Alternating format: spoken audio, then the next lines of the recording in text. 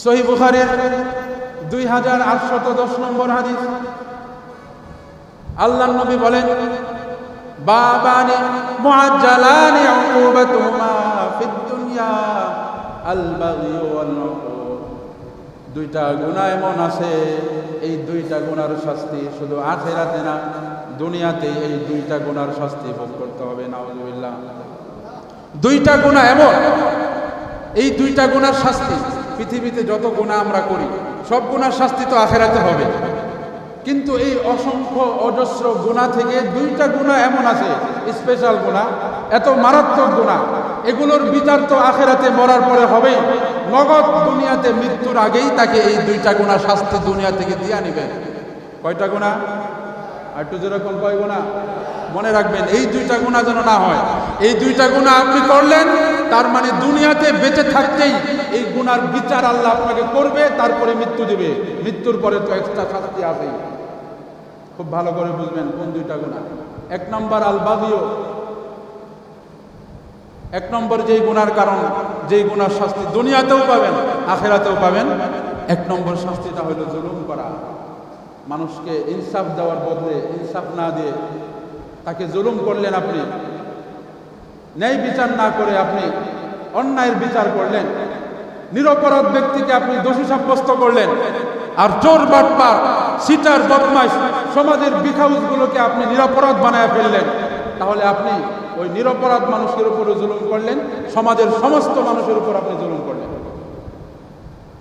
আপনি প্রশ্ন করবেন, হুজুর আমি মাত্র একজন দোষীকে নির্দোষ প্রমাণ করেছি, এখানে সমাজের সব মানুষের উপর কিভাবে জুলুম হইল?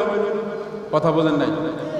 একজন অপরাধী মানুষকে আমি ঘুষ খায়া বা রাজনৈতিক দলের পাওয়ারে আমি তাকে নিরপরাধ ঘোষণা দিয়ে দিলাম সালিসে দরবারে, এতে সমাজ, সারা সমাজের সব মানুষের উপর কিভাবে জুলুমটা করলাম? খুব ভালো বুঝবেন, সব মানুষের উপর জুলুমটা এইভাবে হইল, যেই অপরাধী ব্যক্তিকে আপনি এক প্যাকেট সিগারেটের বিনিময়ে 2, 4, 500 বা 5-10 হাজার টাকার বিনিময়ে ওই অপরাধীকে আপনি যখন নিরপরাধ বানাইছেন, এই অপরাধী এখন সে তার অপরাধের সীমানা আরো বাড়িয়ে দিবে।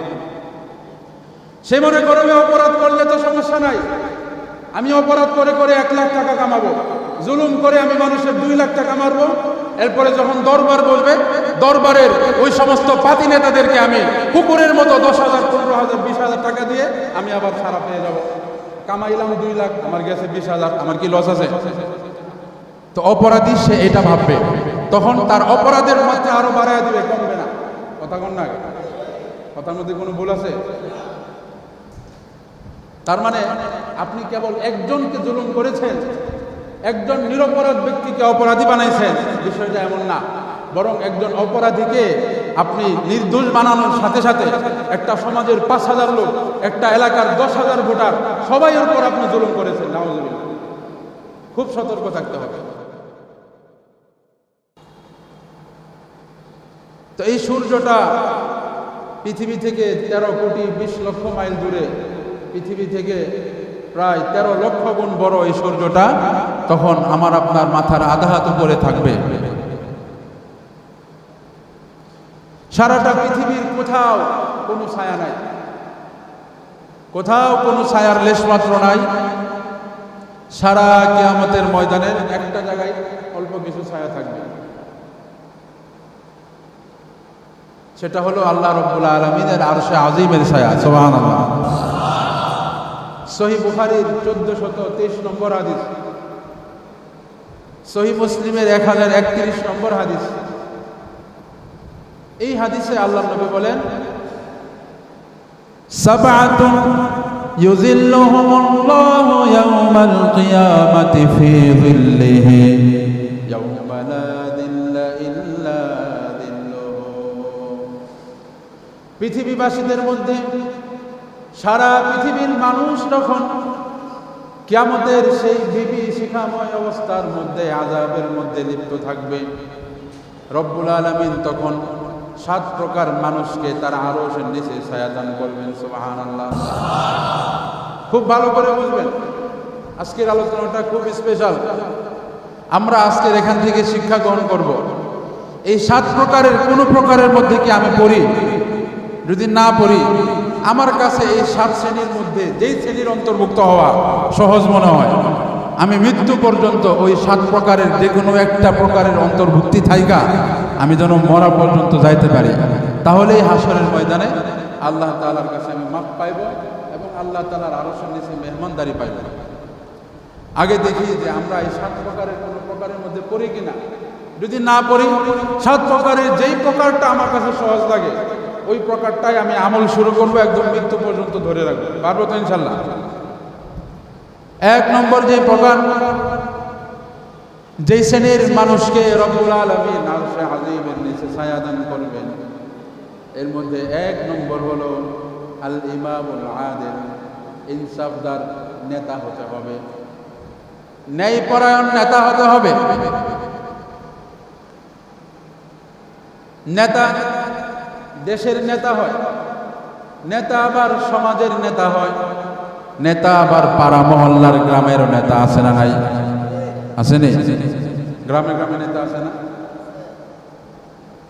নেতা হওয়া ইনসাফদার নেতা, জুলুম না করা এমন নেতা হওয়া। একটা গাড়ির মধ্যে 50 জন যাত্রী নিয়ে একটা ড্রাইভার সে গন্তব্যের দিকে রওনা হয়েছে। মুসল্লি ভাইরা খুব ভালো করে বুঝবেন, 50 জন যাত্রী নিয়ে একটা গাড়ি নিয়ে যখন ড্রাইভার সাহেব চলতেছে, ড্রাইভার যদি মাঝখানে গিয়া সে যদি ঘুমায়া পড়ে, তাহলে গাড়িটাকে রাস্তায় থাকবো নাকি খাদে গিয়ে নেমে পড়বে? খাদে গিয়ে নামবো। যারা কথা কইতেছে না, ড্রাইভার ঘুমায় গেলে গাড়িও ঘুমায় যাবে। যারা কথা কয় না তাদের মত কি এটা? ড্রাইভার যদি ঘুমায় পড়ে 50 জন যাত্রী নিয়ে, তাহলে বলেন তো এই গাড়িটা কি খাদে পড়বে না রাস্তায় থাকবে? খাদে পড়ে যাবে না? আর এই 50 জন কোথায় চলে যাবে? দুনিয়ার গন্তব্য ছাইরা আসমানের গন্তব্যে চলে যাবে। ঠিক কিনা বলে? একটা সমাজের নেতা হলো এরকম গাড়ির ড্রাইভারের মতো। সমাজের নেতা সে যদি সঠিক পথে থাকে, সে যদি ইনসাফদার হয়, তাহলে সারাটা সমাজের মধ্যে একটা ভালো প্রভাব পড়ে। সমাজপতি, সমাজের নেতা যদি সে খারাপ হয়ে যায়, সমাজের নেতা যদি সে পথভ্রষ্ট হয়ে যায়, সমাজের নেতারা যদি সালিসে বসার পরে, দরবারে বসার পরে তারা যদি ইনসাফের ফায়সালা না করে, ঘুষ খেয়ে তারা যদি বেইনসাফি করে, জুলুম করে, তাহলে ওই সমাজের মধ্যে অশান্তি ছড়িয়ে পড়ে। বলেন না ঠিক কিনা? কোনো সন্দেহ আছে? আমাদের সমাজে দেখবেন এমন অনেক মুরব্বী নেতা খেতা আছে, 1 প্যাকেট সিগারেট 2, 4, 500 টাকার বিনিময়ে তারা বিচারটাকে উল্টায়া দেয়। যার পক্ষে বিচার দেওয়ার কথা তার পক্ষে ফায়সালা না দিয়ে, যে ব্যক্তি মূল অপরাধী তার পক্ষেই ফায়সালা দিয়ে নিরপরাধ ব্যক্তিকে তারা অপরাধী বানায় ফেলে। ঠিক কিনা? এরকম আমাদের সমাজে হইতেছে না? যদি এরকম হয় তাহলে বুঝতে হবে এরা ইনসাফদার বাদশা হতে পারে নাই, ইনসাফদার নেতা হতে পারে নাই, এবং তাদের জন্য আল্লাহ তাআলার আরশের নিচে ছায়া থাকবে না। আপনারা যারা এখানেও অনেক গণ্যমান্য ব্যক্তিবর্গ আছেন, বিভিন্ন দরবারের মধ্যে, বিভিন্ন সালিসের মধ্যে আপনাদেরকে ডাকা হয়, কিন্তু আপনারা রাজনৈতিক দলের পাওয়ারে, যে এখন এই দল ক্ষমতায় আছে সে তো এই দলের লোক, অথবা 1 প্যাকেট সিগারেটের বিনিময়ে 2, 4, 500 টাকা, 5, 10 হাজার, 20 হাজার টাকার বিনিময়ে আপনি যদি বিচারটাকে পাল্টায় দেন, কিয়ামতের ময়দানে আল্লাহ রাব্বুল আলামিনও আপনাকে ইনসাফের সাথেই বিচারটা করবেন। আল্লাহ তাআলা আপনাকে জুলুম করতে হবে না। আল্লাহ যদি ইনসাফের সাথে বিচার করে, তাহলেই আপনার জন্য জাহান্নামে যাওয়া যথেষ্ট। আপনার ইনসাফের বাইরে গিয়ে আল্লাহ আপনাকে জুলুম করে জাহান্নাম দিতে হবে না। আপনি দুনিয়াতে ইনসাফ করেন নাই, আল্লাহ যদি কিয়ামতের ময়দানে আপনাকে দয়া না করে শুধু ইনসাফটাই করে, আপনার জাহান্নামে যাওয়ার বিকল্প কোনো রাস্তা থাকবে না। খুব সাবধান থাকতে হবে। সহিহ মুসলিমের 2527 নম্বর হাদিস, হাদিসে কুদসিতে আল্লাহ নবী বর্ণনা করেন, আল্লাহ রাব্বুল আলামিন ঘোষণা করেন, ইয়া ইবাদি ইন্নী হারামতুল যুলমা আলা নাফসি এই আমার বান্দারা, আমি আল্লাহ রব্বুল আলামিন স্বয়ং নিজের উপর জুলুম করাটা হারাম করে দিয়েছি। ওয়াজআলতুহু বাইনাকুম মুহাররামা, আমি আল্লাহ তাআলা নিজে যেমন ভাবে কাউকে জুলুম করি না, সুতরাং আমি বান্দাদের জন্য জুলুম করাটাকে হারাম করলাম। সুবহানাল্লাহ বলবেন না? আল্লাহ নিজেও জুলুম করেন না, এই জন্য আল্লাহর বান্দা যারা আছে তাদের উপরেও জুলুম করা আল্লাহ হারাম করে দিয়েছে। আল্লাহ নিজে জুলুম করেন না, এই জন্য জুলুম করা হারাম। সহিহ বুখারীর 2810 নম্বর হাদিস, আল্লাহর নবী বলেন, বাবানি মুআজ্জালানি উকুবাতুহুমা ফিদ দুনিয়া আল বাগই ওয়াল উকুব। দুইটা গুনাহ এমন আছে, এই দুইটা গুনার শাস্তি শুধু আখিরাতে না, দুনিয়াতে এই দুইটা গুনার শাস্তি ভোগ করতে হবে। নাউযুবিল্লাহ। দুইটা গুনাহ এমন, এই দুইটা গুনার শাস্তি, পৃথিবীতে যত গুনাহ আমরা করি সব গুনার শাস্তি তো আখিরাতে হবে, কিন্তু এই অসংখ্য অজস্র গুনাহ থেকে দুইটা গুনাহ এমন আছে, স্পেশাল গুনাহ, এত মারাত্মক গুনাহ, এগুলোর বিচার তো আখিরাতে মরার পরে হবেই।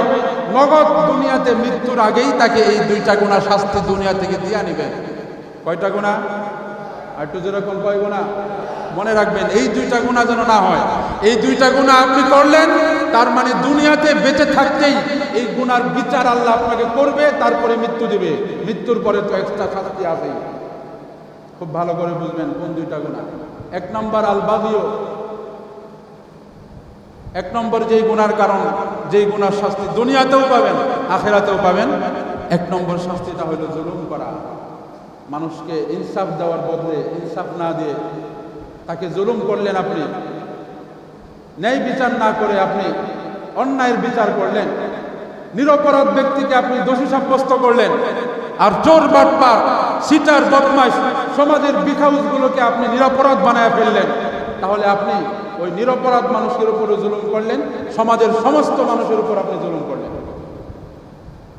আপনি প্রশ্ন করবেন, হুজুর আমি মাত্র একজন দোষীকে নির্দোষ প্রমাণ করেছি, এখানে সমাজের সব মানুষের উপর কিভাবে জুলুম হইল? কথা বলেন নাই।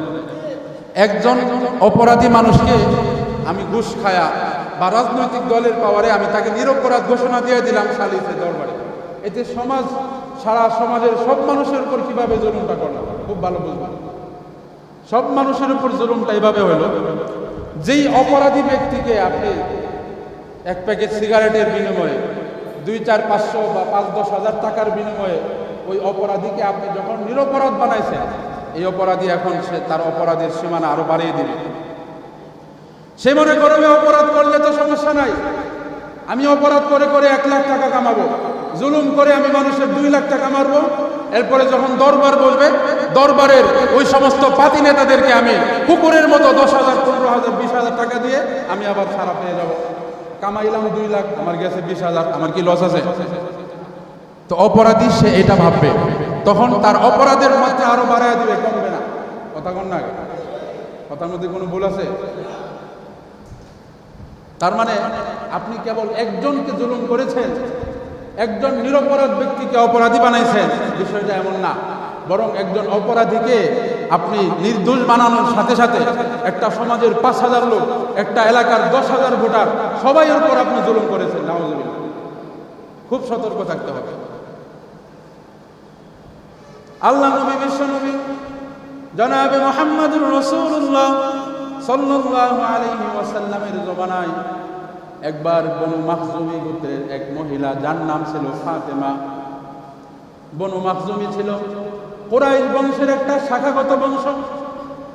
বনু মাখজুমি গোত্রের মহিলাটা যখন চুরি করলো, আল্লাহ নবী তার হাত কাটার ফয়সালা করলেন। এবার সাহাবায়ে কেরাম সলা পরামর্শ শুরু করলেন যে বনু মাখজুমি হলো আল্লাহ নবীর বংশ, কুরাইশ বংশের একটা শাখা বংশ। বনু মাখজুমি অত্যন্ত উঁচু একটা, অত্যন্ত পাওয়ারফুল, উঁচু, অত্যন্ত ধনাঢ্যশালী একটা বংশ। এই বংশের মহিলার যদি হাত কাটা যায়, তাহলে সম্পূর্ণ সারা আরবের যত কুরাইশ বংশ আছে সকলের নাক কাটা যাবে, সকলের অপমানে তাদের মাথা নুয়ে পড়বে।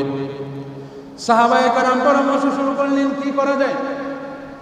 অবশেষে তারা সিদ্ধান্ত নিল, আল্লাহ নবীর হিব্বুর রাসূল আল্লাহর নবীর অত্যন্ত প্রিয় ছোট্ট বাচ্চা সাহাবী, যার নাম ছিল হযরত উসামা ইবনে যায়েদ রাদিয়াল্লাহু তাআলা আনহু। সাহাবায়ে কেরাম এবার উসামাকে শিখিয়ে দিল, ও উসামা, তুমি তো আল্লাহর নবীর অত্যন্ত পছন্দের সাহাবী, তুমি বাচ্চা সাহাবী, তুমি আল্লাহর নবীর কাছে গিয়ে সুপারিশ করো, আল্লাহর নবী যেন তার হাত কাটার বিচার না করে অন্য কোনো সহজ কোনো বিচার যেন করে দেয়। কথা বুঝতেছেন আপনারা? আল্লাহর নবীর কাছে উসামা বিন যায়েদ এই ছোট্ট সাহাবী যখন গেল, তখন বলেন তো আল্লাহর নবী কি আমার আপনার মতো ব্যাককল ছিল নাকি বুদ্ধিমান ছিল? আল্লাহর নবী বুঝতে পারলেন যে এরকম ছোট্ট সাহাবীর মাথায় তো এগুলো আসার কথা না, যে কারে মাফ করতে হইব, কার হাত কাটা গেলে কার নাক কাটা যাবে, কার সম্মান হানি হবে, এগুলো তো এই ছোট্ট সাহাবী বোঝার কথা না, এটা তার কথা না, এটা হলো বড় বড় মুরব্বী সাহাবারা তাকে এটা বুঝাই দিত। আল্লাহর নবী সাথে সাথে বড়দের মজলিসে চলে গেলেন। মজলিসে যাওয়ার পরে সাথে সাথে খুতবা দিতে আরম্ভ করলেন। আল্লাহর নবী বললেন, তোমরা কি আমাদেরকে বনি ইসরাইলের মতো ধ্বংস করতে চাও? তোমাদের পূর্ববর্তী জাতি বনি ইসরাইলরা শুধুমাত্র এই জন্য ধ্বংস হয়েছে, তাদের মধ্যে যখন কোনো ধনাঢ্যশালী কোনো উত্তম বংশের লোকেরা যখন চুরি করত, তখন তারা চুরির বিচারটাকে হালকা করে ফেলত।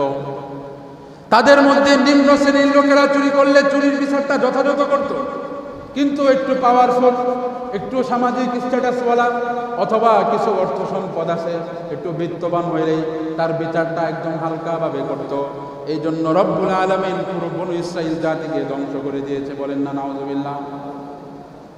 এরপরে আল্লাহর নবী বলেন, বনু মখজুমি গোত্র এটা শুধু কুরাইশ বংশ হওয়া তো দূরের কথা, বরং লাউ আন্না ফাতিমাতা বিনতা মুহাম্মদ সারকাত লাকাতাতু ইয়াদাহা, আরে আমার গোত্রের লোক হওয়া তো দূরের কথা, স্বয়ং আমার পরিবারের সদস্য যদি হয়ে থাকে, আমার পরিবারের সদস্য, আমার আপন কলিজার টুকরা কন্যা ফাতেমাও যদি চুরি করত, তাহলে আমি নবী স্বয়ং নিজের হাতে তার হাত কেটে দিতাম। সুবহানাল্লাহ।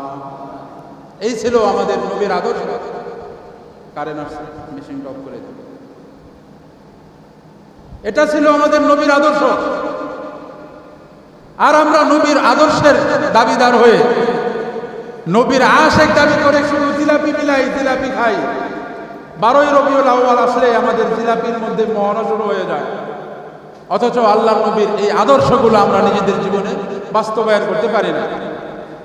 এজন্য ভাইয়েরা আমার, যে কথা বলতেছিলাম, 60 শ্রেণীর মানুষকে কিয়ামতের দিন আল্লাহ তাআলা তার আরশের নিচে ছায়া দিবে। এর মধ্যে 1 নম্বর হলো ইনসাফদার নেতা হতে হবে। নেতা যখন ফয়সালা করবে, ইনসাফের সাথে ফয়সালা করবে। এখন এই ফয়সালা করার সময় এই ফয়সালাটা যদি আমার পরিবারের বিরুদ্ধে যায়, আমার বংশের কারো বিরুদ্ধে যায়, রাজনৈতিক যেই দল বর্তমানে ক্ষমতায় আছে সেই দলের কোনো নেতা বা সেই দলের কোনো কর্মীর বিরুদ্ধেও যদি যায়, তাহলে আল্লাহর নবীর আদর্শকে আমরা ছাড়ব না। রাজি আছি তো ইনশাআল্লাহ?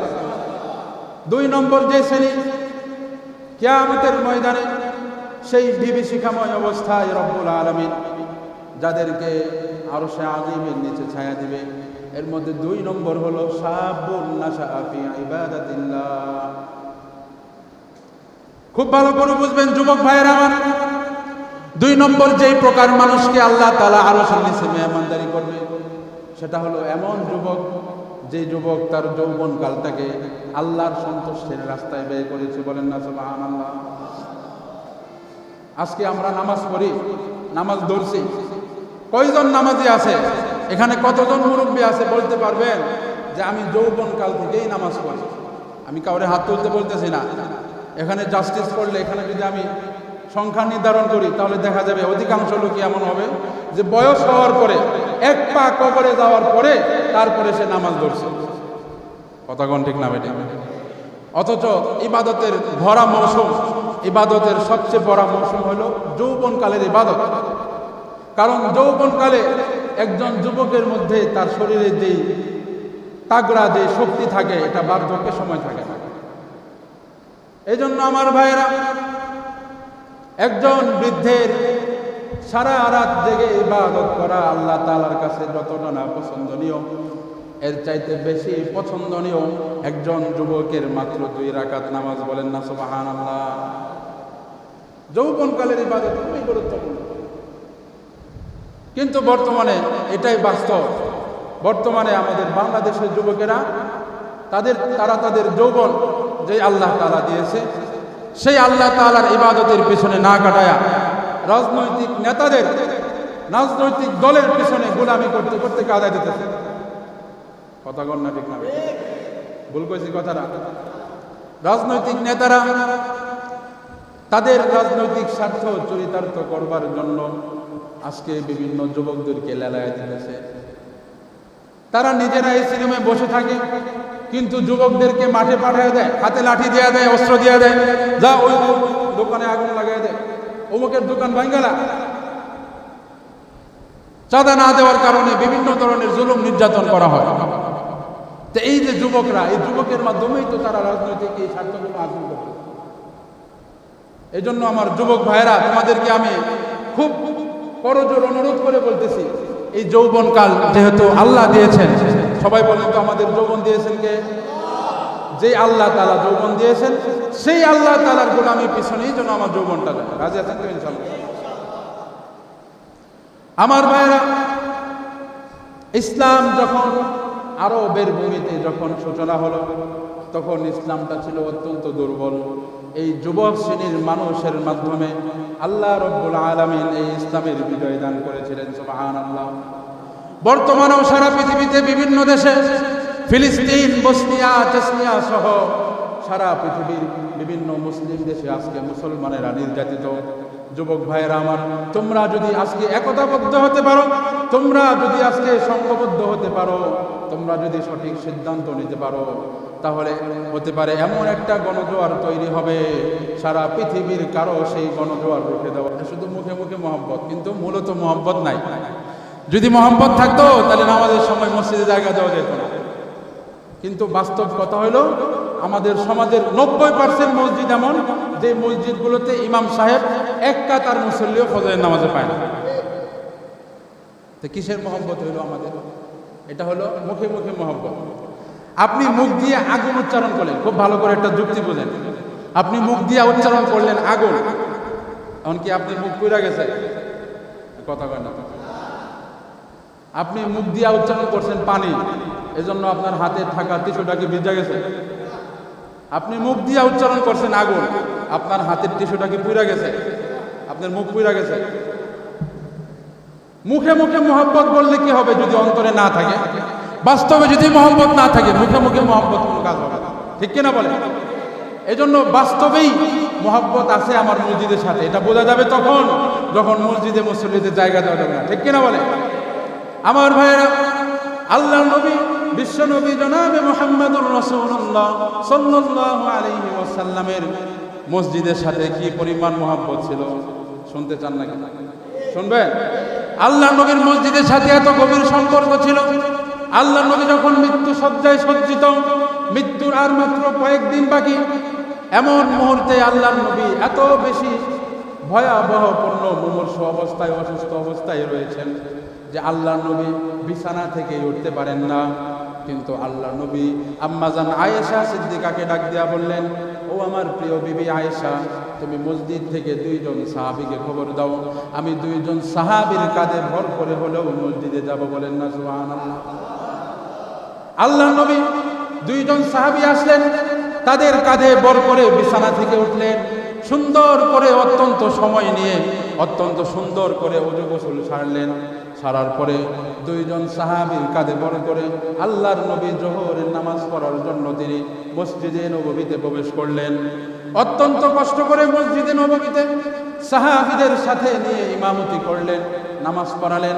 নামাজ পড়ার পরে আল্লাহর নবী বিশাল একটা খুতবা দান করলেন। খুতবা দেওয়ার সময় আল্লাহর নবী অত্যন্ত গুরুত্ব সহকারে আল্লাহর নবী খুতবা দেওয়ার সময় এই কথাটা বললেন, ও আমার সাহাবায়ে কেরাম, আল্লাহ রাব্বুল আলামিন তার একজন বান্দাকে দুনিয়ার সমস্ত সম্পদ দিয়ে দিতে চেয়েছিলেন, কিন্তু আল্লাহর সেই বান্দা দুনিয়ার কোনো সম্পদ গ্রহণ না করে বরং আল্লাহ তাআলার সান্নিধ্যে যাওয়াটাকেই তিনি পছন্দ করেছেন। সুবহানাল্লাহ। সাহাবায়ে কেরাম যার যার মতো বসে আছে, এই বক্তব্যের মর্মার্থ বুঝতে পারে না। কিন্তু আল্লাহর নবীর প্রথম খলিফা ইসলামের জন্য যিনি জান কুরবান করেছেন হযরত আবু বকর সিদ্দিক রাদিয়াল্লাহু তাআলা আনহু, আল্লাহর নবীর এই ভাষণটা শুনে তিনি বাচ্চা শিশুদের মতো কান্না জুড়ে দিলেন। অন্যান্য সাহাবায়ে কেরাম আরজ করলো, হে আমিরুল মুমিনিন, হে আবু বকর, আপনি কেন কান্না করতেছেন? এখানে কান্নার কি কথা শুনলেন? হযরত আবু বকর বললেন, তোমরা আল্লাহর নবীর কথাটার মর্মার্থ বুঝতে পারো না, এই জন্য তোমরা চুপ করে বসে আছো। আল্লাহর নবী যে বলেছেন আল্লাহ রাব্বুল আলামিন তার একটা বান্দাকে সারা পৃথিবীর সমস্ত সম্পদ দিয়ে দিতে চেয়েছিলেন, কিন্তু সেই সম্পদ না নিয়ে তিনি রবের সাথে সাক্ষাৎ করাটাকে পছন্দ করেছেন। সেটা অন্য আর কেউ নয়, সেটা হলো আমার তোমার কলিজার টুকরা পেয়ারা হাবিব সাল্লাল্লাহু আলাইহি ওয়াসাল্লাম। সেটা হলো আর কেউ নয়, আমার নবী, তোমার নবী। আল্লাহর নবীর এই কথা থেকে আমরা বুঝতে পারলাম আল্লাহর নবী আর বেশি দিন দুনিয়াতে থাকবে না, আর বেশি দিন আল্লাহর নবী দুনিয়াতে থাকবে না। অচিরেই আল্লাহর নবী আমাদেরকে এতিম বানায় চলে যাবেন, এই জন্য আমি কান্না করতেছি। আমার ভাইয়েরা, সেই দিন একই পদ্ধতিতে আল্লাহর নবীর আসরের নামাজ পড়লেন, মাগরিবের নামাজ পড়লেন। এশার নামাজের সময় যখন হলো, আল্লাহর নবী এশার নামাজের প্রস্তুতির জন্য ওযু করলেন। ওযু করার পরে যখন তিনি মসজিদে যেতে চাইবেন, শরীর এত বেশি দুর্বল হয়ে গিয়েছে, দুর্বলতার কারণে আল্লাহর নবী একদম অজ্ঞান হয়ে গিয়েছেন। অনেকক্ষণ পরে তিনি যখন হোশে ফিরলেন, আবারও আল্লাহর নবী ওযু করে মসজিদে যেতে চাইলেন। দ্বিতীয়বারও তিনি অজ্ঞান হয়ে পড়ে গেলেন। 3 নম্বর বার যখন তিনি অজ্ঞান হয়ে পড়ে গেলেন, একইভাবে 3বার চেষ্টা করার পরেও যখন নবী ব্যর্থ হলো, এবার আল্লাহর নবী আম্মা জান আয়েশাকে ডাক দিয়া বলে, ও আয়েশা, আমার মনে হয় আমার সাহাবীদেরকে নিয়ে আর কোনোদিন ইমামতি করার সুযোগ হবে না। তুমি তোমার বাবা, আমার কলিজার টুকরা সাহাবী আবু বকরকে বলো আমার সাহাবীদেরকে নিয়ে সে যেন ইমামতি করে। আম্মা জান আয়েশা বললেন, হে নবীজি, আবু বকর আমার বাবা হলো একজন নরম দিলের মানুষ। আমার বাবা যদি আপনার জায়গায় আপনার অনুপস্থিতিতে ইমামতি করে, তাহলে সে কান্নায় ভেঙে পড়বে। আপনার অসুস্থতার কথা মনে পড়ে সে কান্নায় ভেঙে পড়বে। আপনি বরং ওমরকে আদেশ করেন। আল্লাহর নবী বললেন, না, আমি যেটা বলতেছি সেটা করো। আবু বকর হলো আমার হিজরতের সঙ্গী। আবু বকর তার নিজের জীবনকে বাজি রেখে আমার জীবন রক্ষা করেছে। সুতরাং আমি চাই আমার অনুপস্থিতিতে আবু বকর যেন মসজিদের ইমামতি করে। সুবহানাল্লাহ। অবশেষে হযরত আবু বকর সিদ্দিক আম্মা জান আয়েশার খবর পেয়ে তিনি সাহাবায়ে কেরামকে নিয়ে নামাজে দাঁড়ায় গেলেন। খুব ভালো করে বুঝবেন, নামাজ চলমান রয়েছে। হযরত আবু বকর সিদ্দিক এত বেশি কান্না জুড়ে দিলেন, তিনি কান্নার কারণে নামাজে তেলাওয়াত করতে পারতেছিলেন না। এরকম মুহূর্তে আল্লাহর নবী চতুর্থবার যখন আবার হুঁশ ফিরল, আল্লাহর নবী এবার সাহাবায়ে কেরামকে জিজ্ঞাসা করলেন, আম্মা জান আয়েশাকে জিজ্ঞাসা করলেন, ও আয়েশা, আমার সাহাবীরা কি নামাজ পড়ে ফেলেছে? আম্মা জান আয়েশা মসজিদে নববীর দিকে তাকায় বললেন, নামাজ এখনো শেষ হয় নাই, তারা এখনো নামাজের মধ্যে আছে। আল্লাহর নবী আবার বললেন, আয়েশা, তুমি তাড়াতাড়ি জানালাটা খুলে দাও, আমি আমার সাহাবীদের নামাজের দৃশ্যটা আমার নিজের চোখে দেখতে চাই। সুবহানাল্লাহ। আল্লাহর নবী জানালা দিয়ে তাকালেন, মসজিদে নববীতে তাকায় দেখলেন কি সুন্দর মনোরম পরিবেশে হযরত আবু বকর সিদ্দিক সাহাবীদেরকে নিয়ে নামাজ পড়াইতেছেন। আল্লাহর নবীর চোখের কোণে পানি জমে আসলো। আল্লাহর নবীর চোখে পানি দেখে আম্মা জান আয়েশা জিজ্ঞাসা করলেন, ইয়া রাসূলুল্লাহ, ইয়া হাবিবাল্লাহ, আপনি কেন কান্না করতেছেন?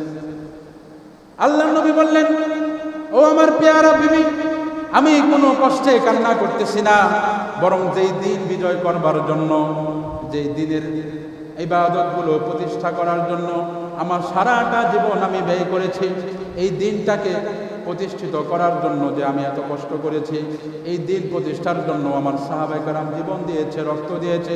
উহুদের ময়দানে আমার দান শহীদ হয়েছে, উহুদের ময়দানে আমার মাথায় আঘাতপ্রাপ্ত হয়েছে, রক্ত ঝরেছে, তায়েফের ময়দানে আমার রক্ত ঝরেছে। এই দিনটা আমার অনুপস্থিতিতেও আমার সাহাবায়ে কেরাম যে নামাজ পড়তেছে, এই জন্য আমি এত বেশি খুশি হয়েছি। এই খুশির কারণে আমার চোখের মধ্যে পানি জমেছে। বলেন না সুবহানাল্লাহ। আল্লাহর নবীর কি পরিমাণ দ্বীনের প্রতি মহব্বত ছিল, মসজিদের প্রতি আল্লাহর নবীর কি পরিমাণ মহব্বত ছিল দেখেন। আমার ভাইয়েরা, নিজে বিছানা থেকে উঠতে পারেন না, উঠতে গেলেই বেহুশ হয়ে যান। এরপরেও আল্লাহর নবী 2 জন সাহাবীর কাঁধে ভর করে হলেও মসজিদে যাইতেন। আর বর্তমানে রসুলের আশেক দাবি করে, আশেক রসুল দাবি করে, সুন্নি মুসলমান দাবি করি আমরা, কিন্তু রসুলের আদর্শ মসজিদের সাথে আমাদের সম্পর্ক নাই। ঠিক কিনা বলেন? মসজিদের সম্পর্ক নাই। আপনারা বলছেন আছে, মসজিদের সাথে মহব্বত আছে, সম্পর্ক আছে, তাহলে ফজরের নামাজের মুসল্লি এক কাতার কেন? ফজরের নামাজে কেন এক কাতার মুসল্লি? এজন্য আমার ভাইয়েরা, মসজিদের সাথে আমাদের সম্পর্ক রাখতে হবে।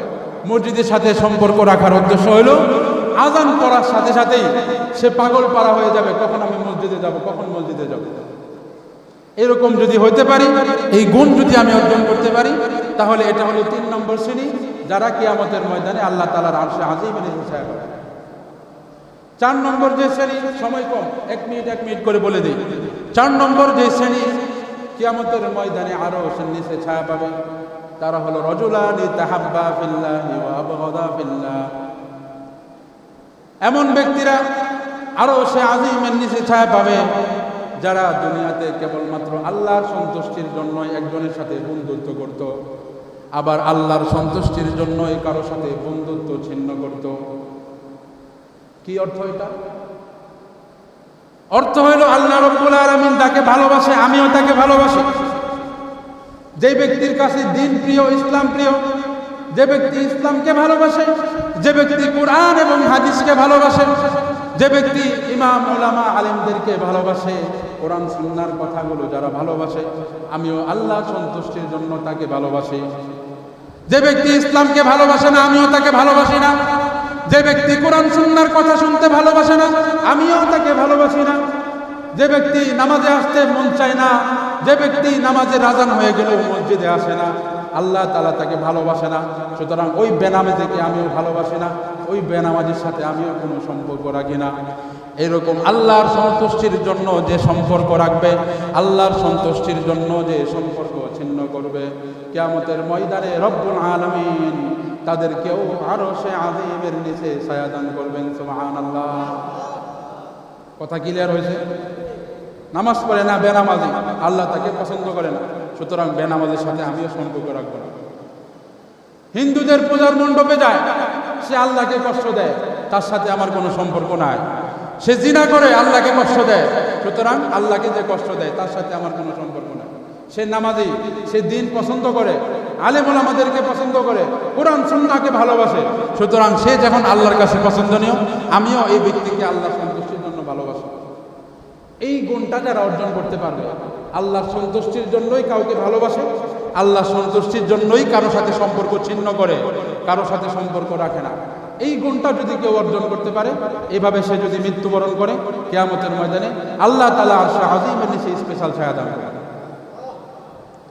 5 নম্বর যে প্রকার, রাজুলুন দাআতহু ইমরাতুন যাতু মানসাবিন ওয়া জামালিন ফাকালা ইন্নী আখাফুল্লাহ। 5 নম্বর যে শ্রেণীকে আরশে আজিমের নিচে ছায়া দিবেন, তারা হলো ওই যুবক যাকে কোনো সুন্দরী মহিলা তাকে আহ্বান করেছিল কোনো খারাপ কাজ করার জন্য, কিন্তু সুন্দরী মহিলার ডাকে সে সাড়া না দিয়ে সে বলেছিল, ইন্নী আখাফুল্লাহ, আমি আল্লাহ রব্বুল আলামিনকে ভয় করি। বলেন না সুবহানাল্লাহ। সকলে চিল্লায় বলেন তো জোরে আওয়াজে, আমরা কাকে ভয় করি? আর একটু জোরে বলেন, কাকে ভয় করি? সবসময় আল্লাহকে ভয় করতে রাজি আছেন তো? কেউ যদি গুনাহ কাজে উদ্বুদ্ধ করে, আহ্বান কাজে করে, আমরা তার ডাকে সাড়া না দিয়ে ভয় করবো কাকে? রাজি আছেন তো ইনশাআল্লাহ? এই গুণটাও যদি অর্জন করতে পারি, কোনো গুনার কাজ করতেছি, আল্লাহকে ভয় করার কারণে আমি গুনার কাজটা ছেড়ে দিলাম, আল্লাহকে ভয় করার কারণে আমি ওই গুনার কাজে না গেলাম, তাহলে এইটা এমন একটা গুণ যে গুণের কারণে আরশে আজিমের নিচে ছায়া পাবো। 6 নম্বর যেটা, রাজুলুন তাসাদ্দাকা বিসাদাকাতিন ফাআখফাহা হাত্তা লা তা'লামা শিমালুহু মা তাসাদ্দাকা বিয়ামিনিহি। 6 নম্বর যেই প্রকার মানুষকে আরশে আজিমের নিচে ছায়া দেওয়া হবে, সে হলো ওই ব্যক্তি যে ব্যক্তি আল্লাহর রাস্তায় দান করে, এমনভাবে সে গোপনে দান করে, সে ডান হাত দিয়ে দান করলে তার বাম হাতও জানতে পারে না। বলেন না সুবহানাল্লাহ। এমন মানুষ বর্তমানে নাই বললেই চলে। বর্তমানে দান করে 10 টাকা, কিন্তু প্রচার করে 20 টাকা। কথা কোন না?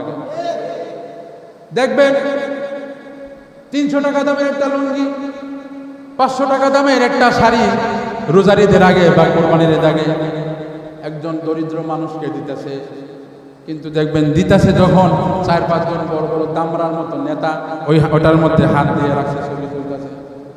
দেখেন নাই মনে আপনারা কি ফেসবুকে ঢুকেন না নাকি? 500 টাকার দামে শাড়ি দিতেছে, 1000 টাকা দামের মূল্যের জিনিস দিতেছে, দামরা 5 জন নেতা এর মধ্যে দৈরা ছবি তুলতেছে। ছবি তুললে এটা আবার ফেসবুকে স্ট্যাটাস দিতেছে যে মানবতার কল্যাণেই আমাদের কল্যাণ, মানব সেবাই আমাদের একমাত্র উদ্দেশ্য।